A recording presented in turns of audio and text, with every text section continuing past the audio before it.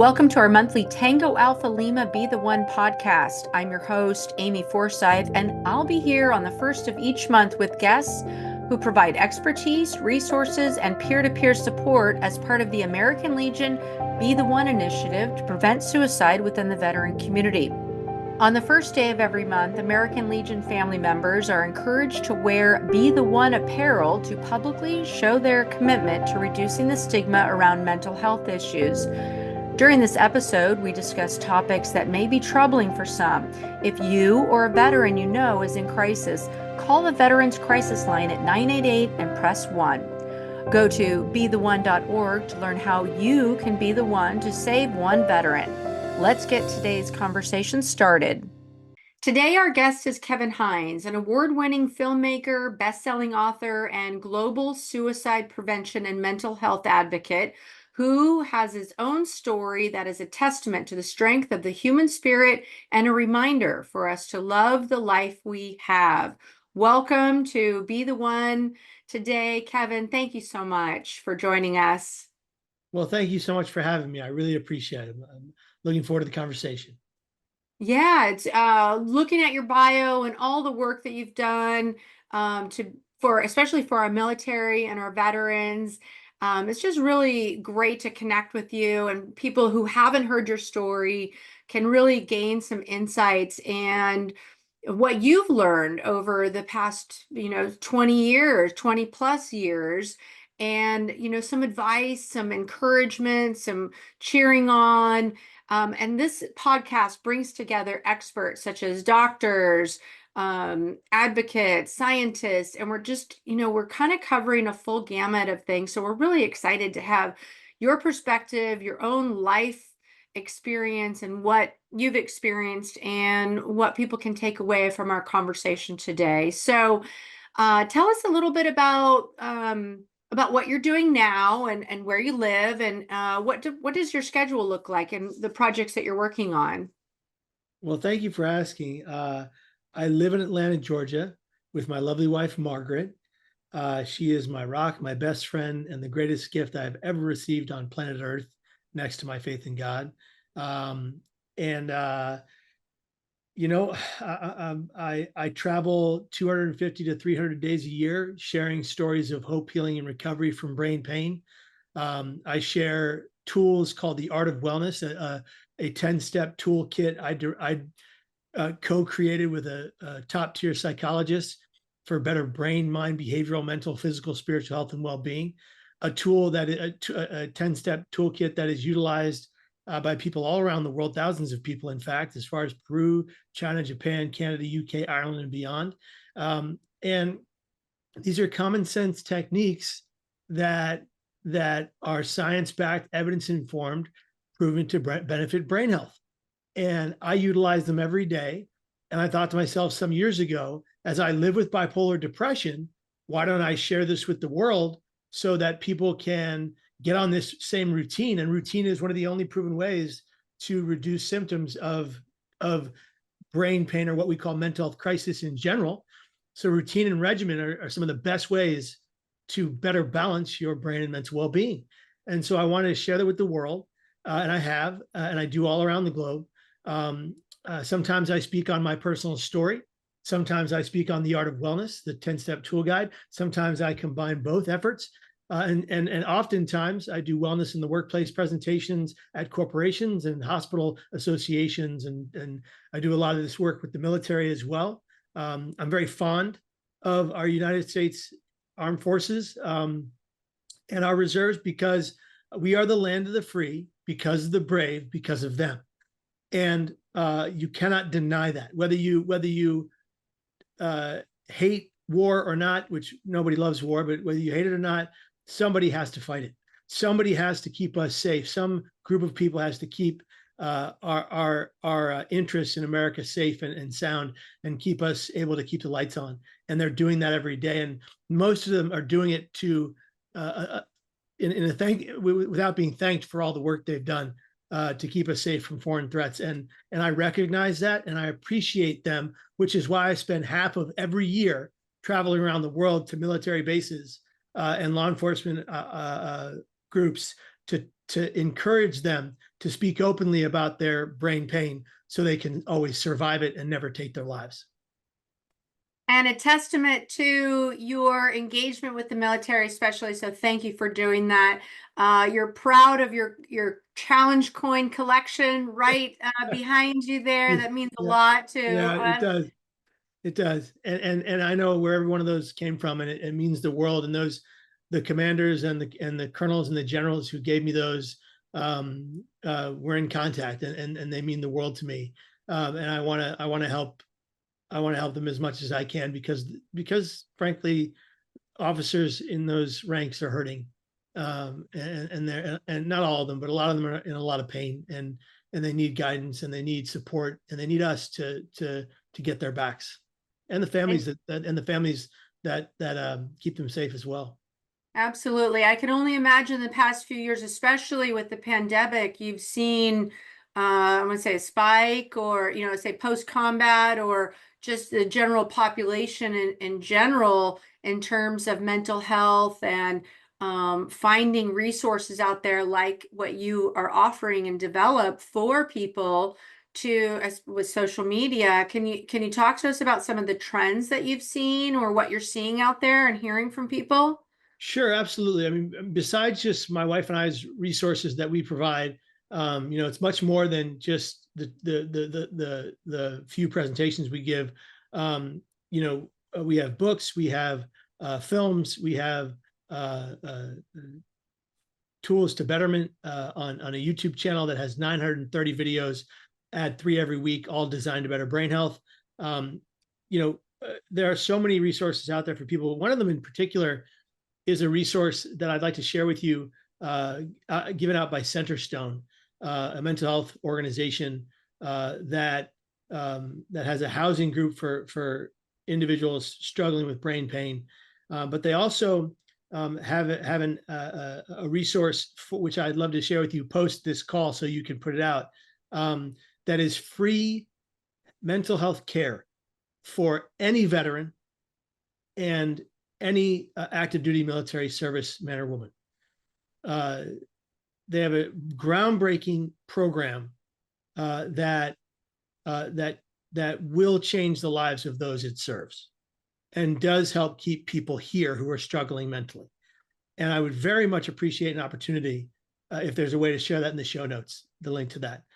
That would mean the world to me. And you can find that information at my resource table, which is bio.site/Kevin Hines story.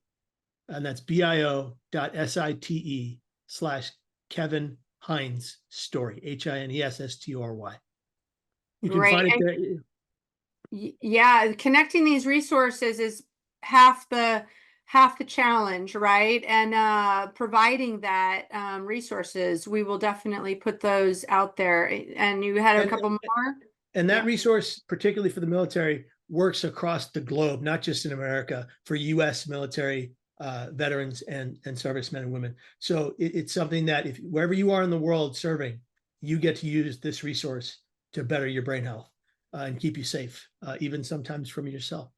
I like how you frame that brain health, because really just says if you're taking care of your body, your brain is included, so why not? And in these times where, social media and other exterior factors are really, hurting, I would say teenagers, but adults as well. Yeah. Uh, Talk to us about, yeah, I mean, I that. had an epiphany, pardon me for interrupting, but I had an epiphany some years ago about the terms mental health and brain health. And although I still use the term mental health because it's so common and it's so in the norm, and it's what we all call it, I believe that term is antiquated and needs to be retired. Your brain is an organ just like every other organ in the body, and it too can become diseased. So really, when you are struggling mentally, you are struggling with brain pain. And that brain pain and brain dis-ease causes you to struggle in all kinds of ways.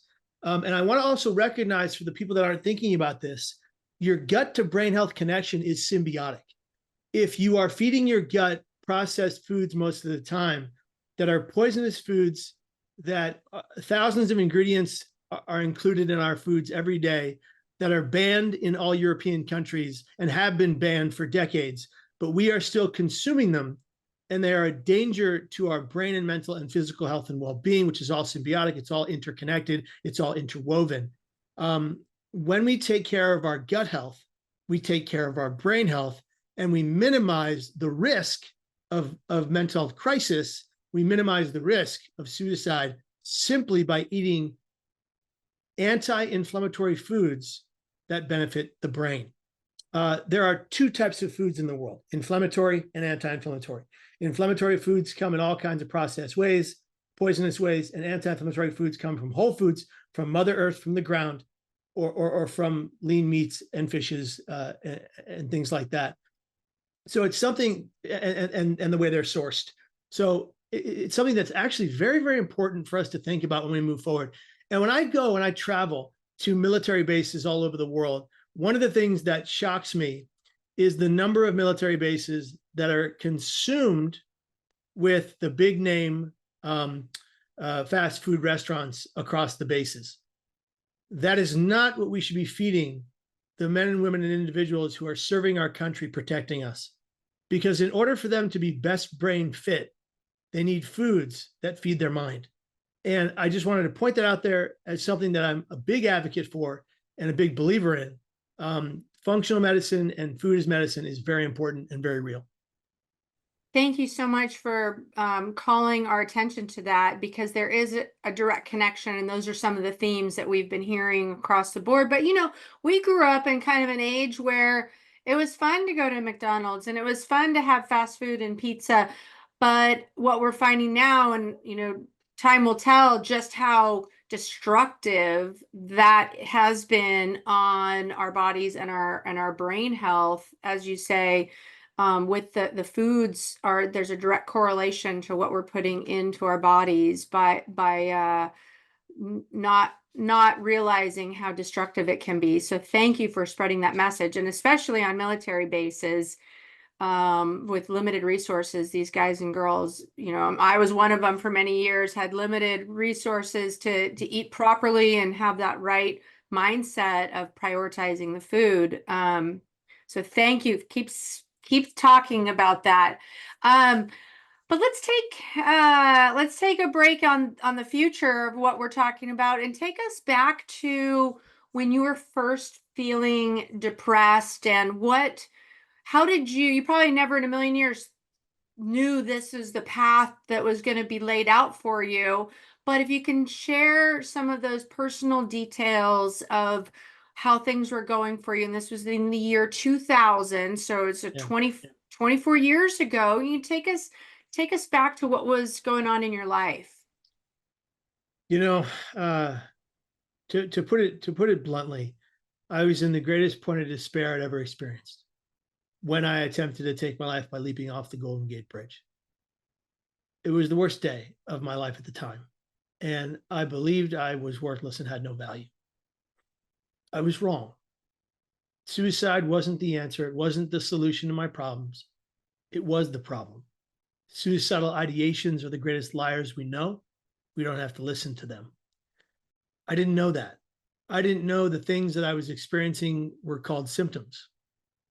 And when all of this was going on, I found myself in so much lethal emotional pain that I did what I did. And rather than get into the details of the jump and the fall and these things, I think it's really more important to say, how did I go from leaping off the Golden Gate Bridge to leaping into a life of advocacy and reaching people of all walks of life around the world and helping them recognize their true value and that this life is worth living no matter the pain you might be in. And I think I recognized that I could be effective in sharing my story when two clergymen, a Franciscan friar and a Catholic priest separately, approached me. And they were men I knew very well. One was the chaplain at the first psych ward I was in after my attempt, Brother George Cherry, an incredible man. And one was Father Michael Harriman, who turned Monsignor before he retired, who married my wife and I, confirmed me as a kid, and was my father confessor. and an incredible man, both of them incredible men. And they both suggested at different times that I share my story. And I told both of them that's not in the cards. I have no intention of telling my story. And they made it clear that it would help people. And I didn't believe them. And I remember going to my 8th grade class and going back to my grade school to speak to the 7th and 8th grade class of 120 kids sitting cross-legged on the floor in their Catholic uniforms, the same uniform I used to wear. And having my speech that I was reading from the page, 17 pages long, 45 minutes to read aloud. I had timed it the morning of. I'd written it till 3 a.m, which is not mentally healthy. But I was excited. And I remember reading it and shaking and crying the entire time, dropping with one hand page by page to the floor, leaning against the table with my back brace on over my shirt, because it was only 7 months after my attempt and I was still in excruciating physical pain from what I did, and holding my cane with my right arm and thinking to myself as I'm going through these 17 pages, who is this helping? What a waste of time. What am I doing here? And when I dropped that last page to the floor, immediately 8 hands went up. 8 inquisitive-minded hands. And I was like, did that make an impact? In the very back, I called in the kid in the back, and he asked the most inappropriate question you could ask at a Catholic school, and the nun yelled out, "Don't answer that." And I said I wasn't going to. But the next 7 questions were intuitive, empowering, and important questions. And I answered them to the best of my ability. And I knew an impact had been made. 2 weeks later, Monsignor Michael Harriman called me to his rectory office. I went there, hooked up 2 miles on my back brace and my cane. My father was at work. I sweated through the back brace. I was having an asthma attack. I walked into his office. He sits me down. I take my inhaler. And he silently handed me a manila envelope. I took it. He said, "Open it." I opened it, and I pulled out a beautiful sacred colored pencil of the Sacred Heart of Jesus. A young student had drawn it for me. It was gorgeous. I still have it. I opened that folder, and inside of that was 120 letters from 120 kids. No, I'm no fool. They were mandated to write the letters. They didn't just get together and go, "Let's all write to the suicidal guy." But they wrote to their heart's content, and they were not given parameters on what they could write. And because of that, counselors around the world pay attention. Because of that, the kids wrote their truth. And 6 of those kids wrote of their active suicidal crisis. And because of that, and the fact that the teachers and the staff and the parents reviewed those letters, those kids are safe today.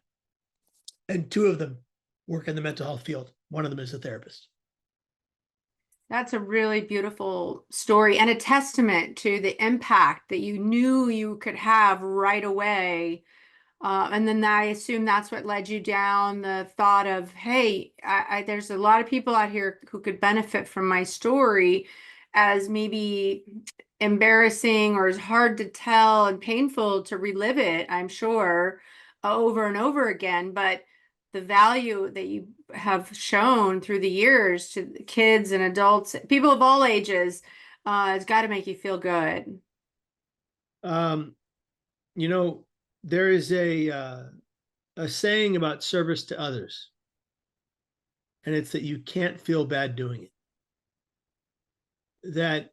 You think about it like this: people who give back, people who give to a cause outside of themselves, a good cause, a just cause, a cause to help other people, are 63% more mentally healthy than those that do not. And anybody out there thinking of volunteering for a cause to give back to your community or communities at large, go for it. Not only are you going to change the lives of those you serve, but you're going to change your life, because it feels good to give. And scientifically speaking, when you give back, your neurons and the synapses in your brain fire at a different rate of speed and make you feel better. It's absolutely cathartic, and it's incredible. When I started speaking around the world, I gave 6 years of free gratis presentations before I ever gave a paid one. And I did that because I was building a reputation, true, but I did that because it was out of the kindness of my own heart. And I knew these people needed to be impacted by a story, and stories are 22 times more memorable than statistics or facts. So when you tell a story to people that are in pain about overcoming trauma, finding success at the end of the tunnel, finding the light at the end of the tunnel, getting through the tunnel vision of suicidal crisis, and getting to a hopeful and happy place, not all the time. I still struggle. I'm not well. I'm not recovered. I'm not healed. I'm in recovery every day, like one would be from substance use disorder. And to share that gives people hope, because they think, if I'm going through hell right now, and he's going through hell right now, but he can thrive, so can I. And that's an incredible feeling. And I appreciate every moment I get to do this work. And, just being alive in this day and age can be a struggle just for the best of us who Yeah. are thriving. We bad moments, bad days, but it's life after all, right? But if you take our listeners, our viewers back to when you were 19 years old, just to remind people, you did jump off the Golden Gate Bridge. And I grew up near San Francisco as well. So the Golden Gate Bridge is omnipresent in our lives. I lost 2 high school classmates to suicide who jumped off the Golden Gate Bridge. This was in the mid 80s, like 1985, 1986. And so it's in the backdrop of our lives, especially from California. 2,000 estimated that 2,000 people have done that. You have lived to tell the story. You're one of 36 people who have lived to tell that story, jumping 220 feet down. Tell people in your own words the moment where you realized you had regret when you did that. Can you share that moment for us? Absolutely. The millisecond my hands left the rail, it was an instantaneous regret for my actions and the absolute recognition that I just made the greatest mistake of my life, and it was likely too late. So today, it's known that there are over 40 people who have survived the attempt off the Golden Gate Bridge. That number has been upped. And where 99.9% of the people who have leapt off that bridge have died, those of us that have survived, there are 26 of us that remain alive today. Many have died of natural causes or old age. 19 have come forward, the majority of those 26, to say they all had the same instant regret that I had. The phrase I coined in the film The Bridge that came out by Eric Steele, that inspired me to become a documentarian and make my own film Suicide, The Ripple Effect, which came out in 2018. And now making the film The Net, about the harrowing 90-year journey to end death at the Golden Gate Bridge, about the individuals who got together, a small group of like-minded people got together to fight for a good cause, to reduce access to lethal means. And the group that put this together was founded by my father, in fact, Patrick Kevin Hines, Dave Hull, who lost his 13-year-old daughter to the Golden Gate Bridge, Kathy, may she rest in peace, and Paul Muller. And I was a co-founding board member with my wife, Margaret. So was Dana Whitmer, who lost her son, Matthew, to the bridge. So was Ken Holmes, who was the Marin County coroner, and so many other amazing individuals who fought for this great cause for the better part of 23 years to raise the net or rail at the Golden Gate Bridge. Eventually, we struck on the net. And the construction company Shimmick built the nets across 360,000 square feet of the bridge. And we had a 3-month period in San Francisco. For the first time in 90 years, we had a 3-month period with 0 suicides off the Golden Gate Bridge. And so we know it works. We know how powerful this message is. We know how cinematically beautiful the film we're making called The Net is going to be. And we intend to share it all around the world. And I know one thing: this film will save lives. It will show people in pain that there are other ways. It will show them that options exist besides suicide. And it will show them how powerful their lives can be if they just hang in there and put up a fight to be here tomorrow. Well, that's wonderful. I want to let people know about this because I did see pictures of a new netting that basically extends out over the bridge several feet, so there would be no way somebody could make it down if they jumped over. Is that right?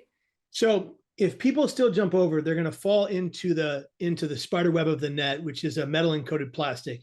It's going to capture them. They're going to be injured. And here's the thing about suicidal crisis: people don't want to be injured; they wish to die. Those are two very different things. And what will happen is then the Marine Fire Department or another group will come out and rescue them and get them to safety. Um, you know, suicide deterrent systems like this are not perfect. They're not perfect by any means, but they are effective.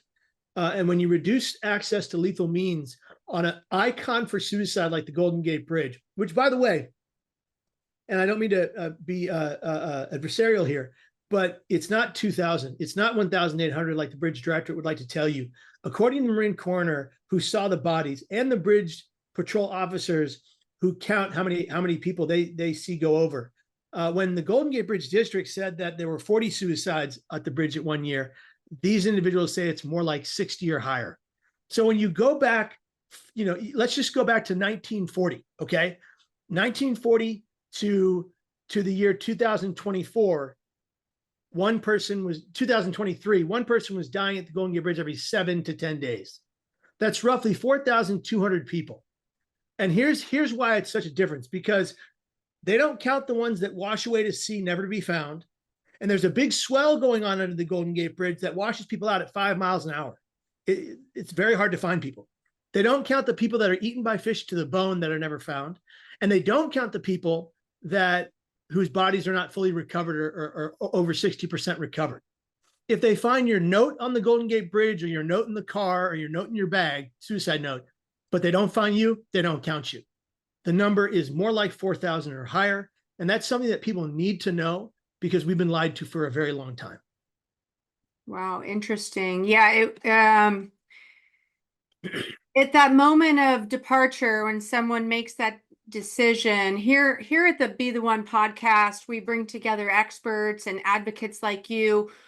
We want to try to be the one to prevent a suicide. Yeah. So what advice would you give to people out there listening who don't know what to do if they have a friend, a fellow veteran, or a family member that is making suicidal ideation? How can we be the one, the best be the one friend, colleague to someone who might be having these thoughts?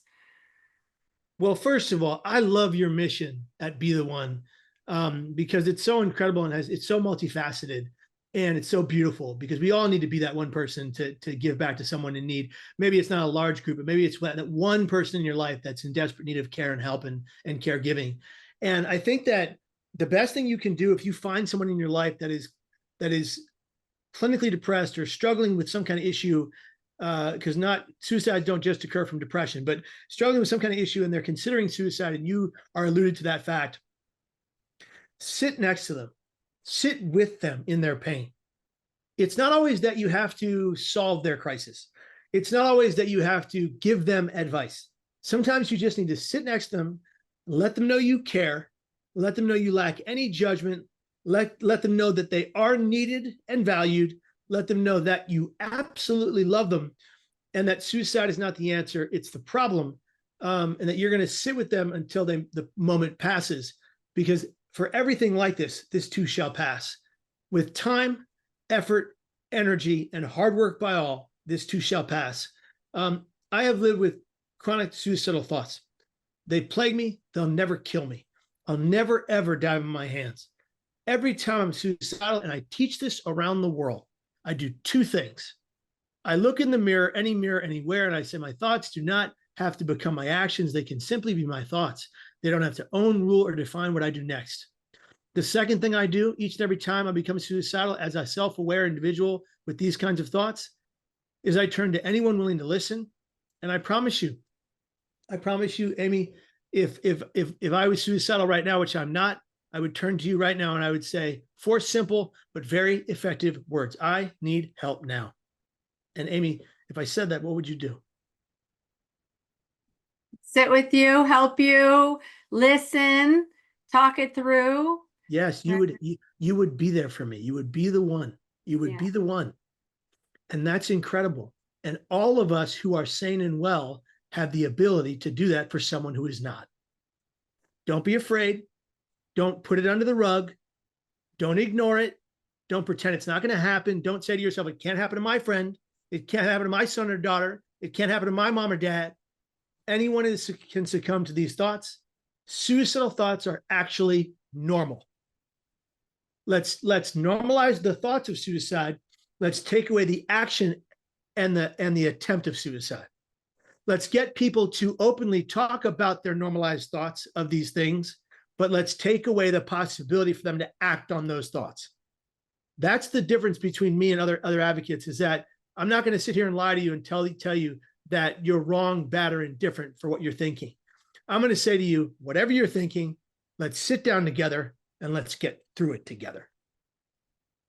Yeah, well, what signs are you seeing? What could somebody be on the lookout for that we might not know about? What are some trends, the triggers, or some things that maybe have changed through the years that you've seen and you've heard about?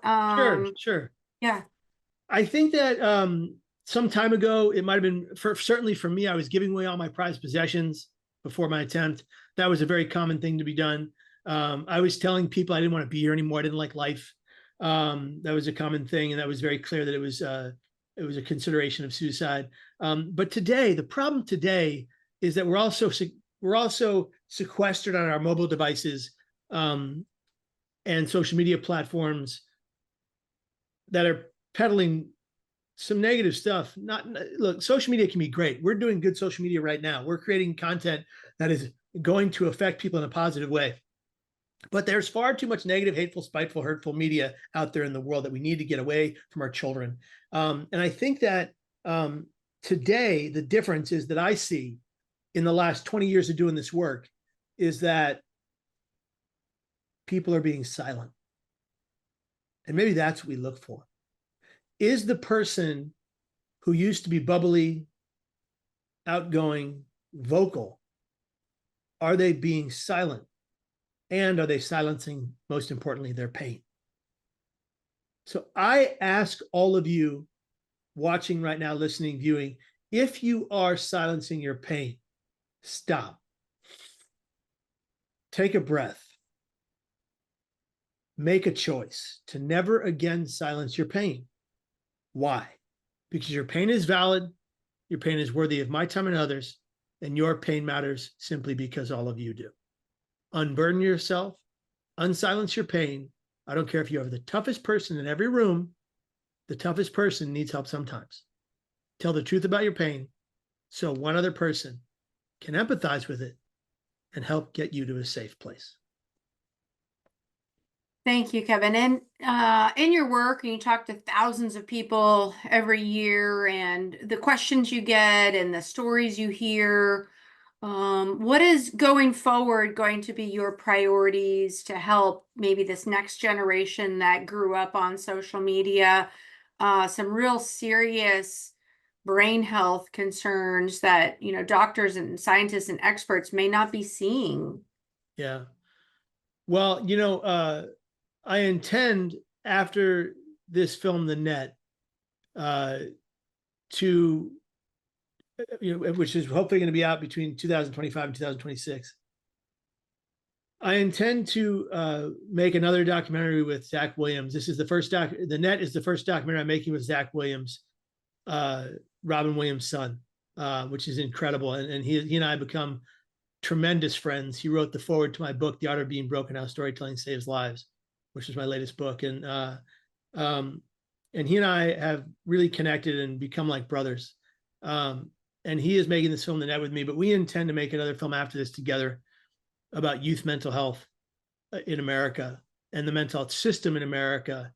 And in this film, we intend to build a call to action to correct the mental health system in America. If need be, one child at a time, because we cannot have our youth grow up in such despair that they do not become the leaders that tomorrow needs. It's just that simple.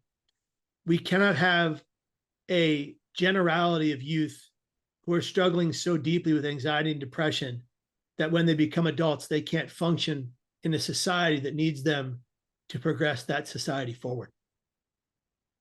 Yeah, it does appear on the outside of that realm to be a desperate situation, but thankfully with people like you out there speaking to it, taking action to partner with other people to bring this to light, I know that you're going to be successful. And we here at Be the One and the American Legion are so grateful to have you as a voice and a partner and an advocate for this mission to prevent, reduce suicide, veteran suicide, military family, military affiliated suicide, but just your message across the board is invaluable.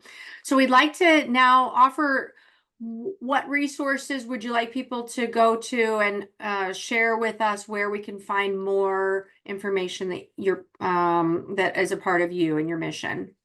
Thank you for doing that. And I'll tell you two things I want you to do. Go to bio.site/Kevin Hines story. We talked about that, but also go to the website, thenetmovie.com, thenetmovie.com, thenetmovie.com.